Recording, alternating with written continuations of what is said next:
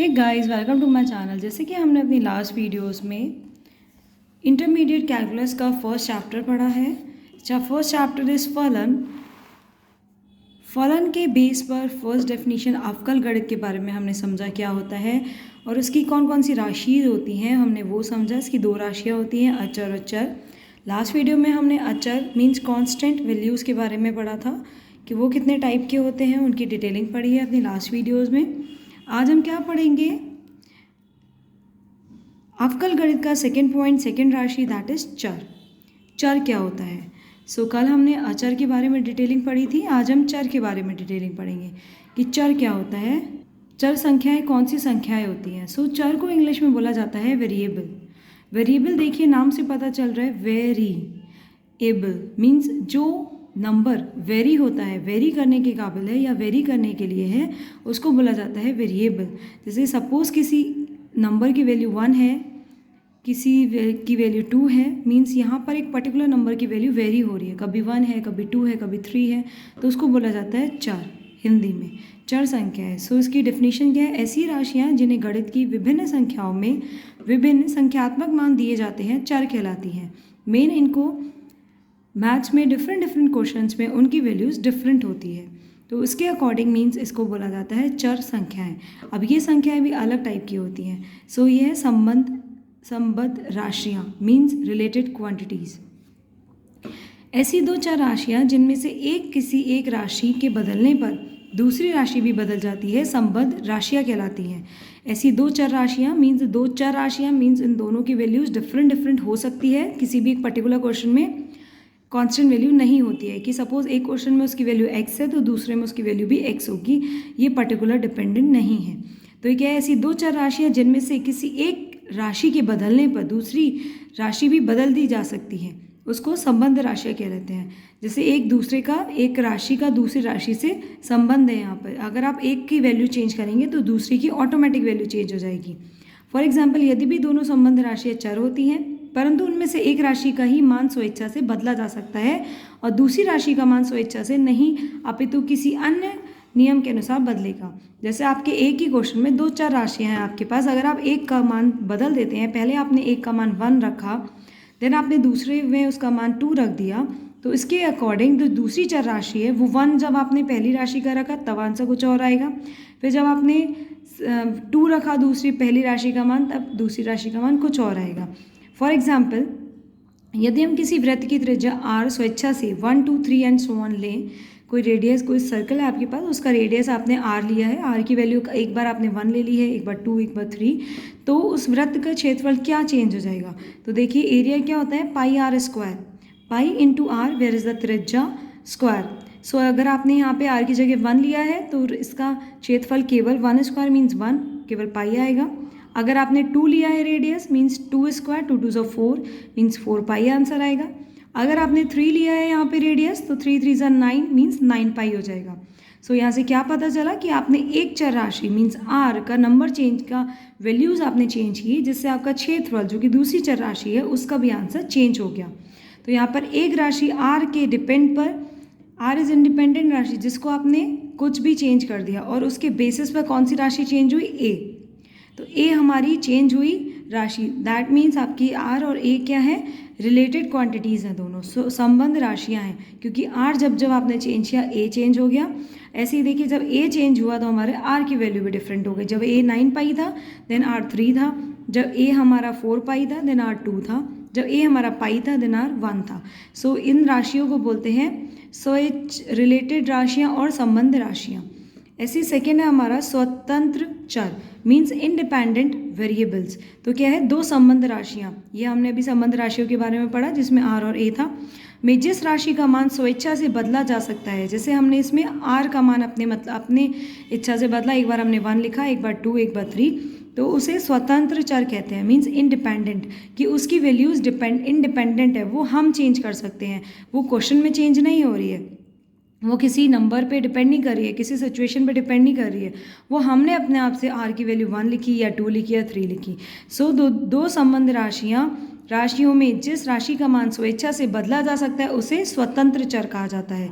ऐसी second point आता है आश्रित अथवा परतंत्र चर मीन्स डिपेंडेंट वेरिएबल्स। सो दो संबंध राशियों में जिस राशि का मान स्वतंत्र चरों के मानों पर निर्भर करता है उसे आश्रित या परतंत्र चर कहते हैं। जैसे यहाँ पे आपके पास यहाँ पर दो राशियाँ हैं, अभी आपने संबंध राशियों पढ़ी थी, एक राशि के ऊपर दूसरी राशि डिपेंडेंट है।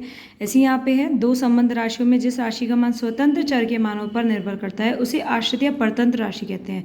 जैसे यहाँ पे एरिया किस पे डिपेंड कर रहा था, हमारे रेडियस पे डिपेंड कर रहा था, that means A is the परतंत्र राशि एंड आर इज़ द स्वतंत्र राशि, क्योंकि आर आपने चेंज किया उसके ऊपर डिपेंड किया एक ही value.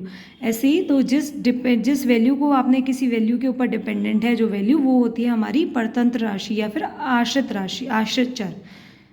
So A is the परतंत्र चर। ऐसे ही ये आपके हो गए चर के बारे में कि चर कितने टाइप के होते हैं, स्वतंत्र चर और आश्रित और परतंत्र चर। एक राशि हमने और अलग पढ़ी, संबंध राशि, और उससे पहले हमने दो राशियाँ पढ़ी थी, चर राशि और अचर राशि। आगे है इसी के बेस पर फलन। अब फलन क्या है हमारा चैप्टर, कि फलन क्या होता है। फलन को इंग्लिश में फंक्शन कहा जाता है। जैसे आप जब स्विच बोर्ड से स्विच ऑन करते हैं और फैन चल जाता है, दैट मीन्स आपने एक फंक्शन दिया, आपने इनपुट दिया जिससे आपको आउटपुट मिला। इनपुट में आपने स्विच बोर्ड ऑन किया, स्विच बोर्ड से बटन ऑन किया जिससे आपको इलेक्ट्रिसिटी मिली और फैन ऑन हो गया।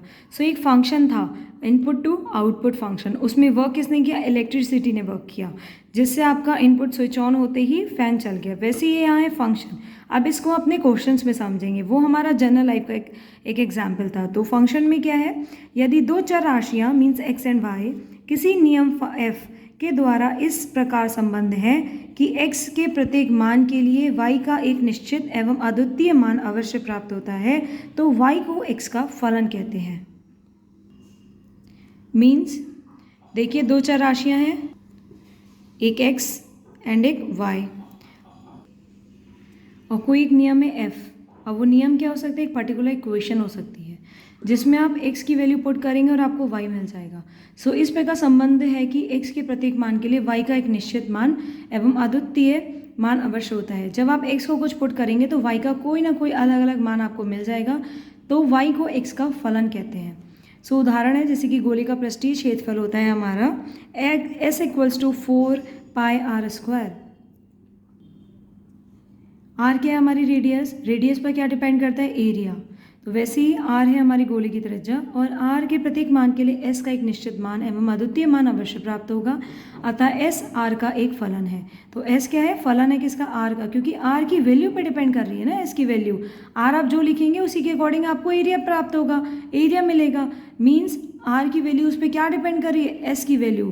तो जो वैल्यू डिपेंड करती है वो हमारा एक फलन होता है। सो s हमारी डिपेंडेंट वैल्यू हो गई, मीन्स आश्रित चर हो गया, और r हमारा स्वतंत्र चर हो गया, मीन्स इंडिपेंडेंट वेरिएबल हो गया, और डिपेंडेंट वेरिएबल क्या हो गया, y। तो y क्या है, एक फलन है किसका, r का एक फलन है। अतः s मीन्स y वैल्यू हमारी, r मीन्स x वैल्यू का एक फलन है, s r का एक फलन है। अब इसमें कुछ नोट पॉइंट्स हैं, क्या आपको यहाँ पर रिमेंबर करना है, इसको अंडरलाइन कर देते हैं हम। कुछ नोट पॉइंट्स है कि x के फलनों को f(x) ये एक लिखने का स्टैंडर्ड फॉर्म होती है, f(x), g(x), h(x), phi(x) इत्यादि प्रतीकों द्वारा प्रदर्शित किया जाता है। मतलब इन सारे फॉर्म से हम इसको डिनोट कर सकते हैं। ये नोटेशंस होती हैं हमारी, कि आप अगर फंक्शन को आपको डिपेंड करना है तो फंक्शन ऑफ x, ये function of g, function of h, function of x, phi sorry, तो इसको क्या करते हैं हम, डिनोट करने का एक पर्टिकुलर स्टैंडर्ड फॉर्म होती है। इस तरीके से फंक्शंस को लिखा जाता है। यदि y चर x का एक फलन है, y मीन्स आपका भी एक चर है बट ये क्या है, फलन। फलन कैसा है, क्योंकि y हमारी यहाँ पे डिपेंडेंट वैल्यू है, किस पे डिपेंड कर रही है, x पे। तो जो हमारा फलन आता है वो हमारा डिपेंडेंट होता है, क्योंकि यहाँ पे जो फैन ऑन करना एक डिपेंडेंट वेरिएबल है, किसकी पे डिपेंड है, हमारे स्विच बोर्ड के स्विच पर। आप जब स्विच ऑन करेंगे तभी तो फैन चलेगा, दैट मीन्स फंक्शन क्या हो गया हमारा, स्विच बोर्ड से फैन को ऑन करना। तो फैन किस पे डिपेंड हो गया, फैन हमारा स्विच बोर्ड पर डिपेंड हो गया। तो जब आपने स्विच बोर्ड से ऑन किया बटन, देन हमारा फैन चला, तो डिपेंडेंट वेरिएबल हो गया फैन। ऐसे यहाँ पे डिपेंडेंट वेरिएबल हो गया y, और x हो गया हमारा स्विच बोर्ड। सो यदि y चर x का एक फलन है तो x को स्वतंत्र चर और y को परतंत्र चर कहते हैं। अभी मैंने बताया था x is a independent variable and y is a dependent variable. Variable दोनों है क्योंकि एक की वैल्यू दूसरे पे डिपेंड कर रही है और एक्स की वैल्यू हम डिफरेंट रख सकते हैं, पर्टिकुलर वैल्यू या कांस्टेंट वैल्यू नहीं है एक्स की, सो उसको बोला गया है चर, मींस वेरिएबल।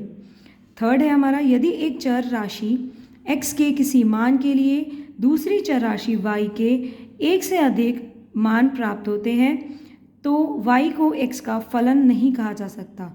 मीन्स यदि एक्स का एक मान है, देखिए एग्जाम्पल है हमारे पास, यदि Y square equals to X, आपको एक इक्वेशन गिवन है Y square equals to X, तो एक्स के प्रत्येक मान के लिए वाई के 2 मान प्राप्त होंगे, अतः यह वाई एक्स का फलन नहीं है। क्यों? क्योंकि आपको क्या पता है, जब आपने एक स्विच बोर्ड ऑन किया तो उससे एक ही तो फ़ैन चलेगा, एक स्विच से आपने 2 फैन नहीं ऑन कर सकते हो आपको उसका कनेक्शन या तो डिफरेंट करना पड़ेगा, बट एक स्टैंडर्ड फॉर्म में क्या होता है, एक स्विच बोर्ड से एक ही चीज़ ऑन होती है।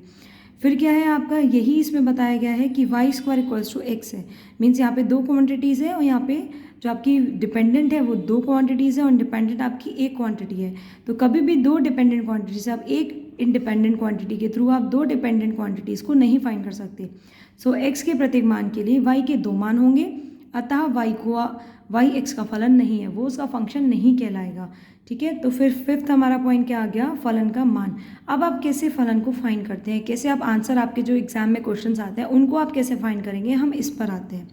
सो अगर एक्स इक्वल्स टू ए है, ए के लिए फलन एफ एक्स का मान एफ एक्स में एक्स के प्रत्येक स्थान पर ए प्राप्त करके ए रखने पर प्राप्त होता है, जिसे एफ ए द्वारा निरूपित किया जाता है। मींस अगर आपको एक particular function F x given है, वहाँ पे एक्स की एक पर्टिकुलर वैल्यू आपको ए गिवन है या कुछ और भी दी जा सकती है, तो आप एफ एक्स फंक्शन की वैल्यू कैसे फाइंड करेंगे, जब आप जहाँ आपके क्वेश्चन में जहाँ जहाँ एक्स होगा उसकी जगह आप ए रिप्लेस कर देंगे, क्योंकि यहाँ पे एक्स आपको ए गिवन है, तो आप एक्स को रिप्लेस करके ए लिख दीजिए, देन आपको जो आंसर मिलेगा वही आपका फंक्शन का आंसर हो जाएगा। और फंक्शन में भी एफ एक्स है तो एक्स को रिप्लेस करके ए लिखिए, वो उसका नोटेशन हो जाएगा आपके सॉल्विंग आंसर का। So for example F X equals to, इसको पढ़ा जाता है एफ एक्स, ब्रैकेट में एक्स है, F X equals to X square plus 3 है, तो एक्स इक्वल्स टू 2 पर एफ एक्स का मान क्या होगा। सो एफ एक्स का मान क्या होगा, कब, व्हेन एक्स इक्वल्स टू 2, तो आप एक्स की जगह यहाँ 2 लिख देंगे, एफ ऑफ 2 इक्वल्स टू, अब ये इक्वेशन क्या थी हमारी एफ एक्स की, एक्स स्क्वायर प्लस 3, तो आपने क्या किया, यहाँ एक्स की जगह 2 लिख दिया, स्क्वायरिंग एज इट इज़ आ गई उस एक्स की वैल्यू पर प्लस 3, तो 2 2 ज़ा 4, 2 स्क्वायर है मीन्स 2 की 2 टाइम्स मल्टीप्लिकेशन है, 2 2 ज़ा 4 प्लस 3 मीन्स 7, तो ये हमारा मान क्या आ गया एफ एक्स का, 7। सो ये होता है हमारा प्रोसेस फंक्शन को फाइंड करने का। आज हमने क्या पढ़ा है, हमने चर संख्याएं पढ़ी है और उससे पहले एक और राशि पढ़ी, संबंध राशि पढ़ी हमने यहाँ पर। देन चर संख्याएं कितने टाइप की होती हैं, स्वतंत्र चर, परतंत्र चर। देन उसके बाद हमने क्या पढ़ा, हमने फंक्शन पढ़ा कि फंक्शन कैसे आप फाइंड कर सकते हैं, मीन जब एक इंडिपेंडेंट वैल्यू के द्वारा आप डिपेंडेंट वैल्यू को फाइंड करें उसको बोला जाता है फंक्शन। फिर हमने फंक्शन का कैसे फाइंड करते हैं मान, वैल्यू कैसे निकालते हैं फंक्शन की, वो हमने देखा जो कि आपके एग्जाम्स में आता है। अब हम अपने नेक्स्ट क्लास में क्या पढ़ेंगे, कैसे आप डायग्राम के थ्रू अपने फंक्शन को दिखा सकते हैं, प्रतिचित्रण अथवा मानचित्रण के रूप में फलन, कि कैसे आप डायग्राम के थ्रू अपने इस फलन को बता सकते हैं। देन उसके बेस पर कुछ एग्जाम्पल्स हैं, इसको हम अपनी नेक्स्ट क्लास में सॉल्व करेंगे। सो लास्ट क्लास थी हमारी अवकल गणित की, जिसमें अवकल गणित के बारे में बताया गया, फिर राशियाँ आई 2, चर अचर, और आज कल हमने चर के बारे में पढ़ा था, अचर राशि के बारे में डिटेलिंग की थी लास्ट वीडियो में, आज हमने चर राशि के बारे में डिटेलिंग करी है। सो अगर कोई क्वेरी है आप कमेंट करिए। आज के लिए शुक्रिया, थैंक्स फॉर वॉचिंग।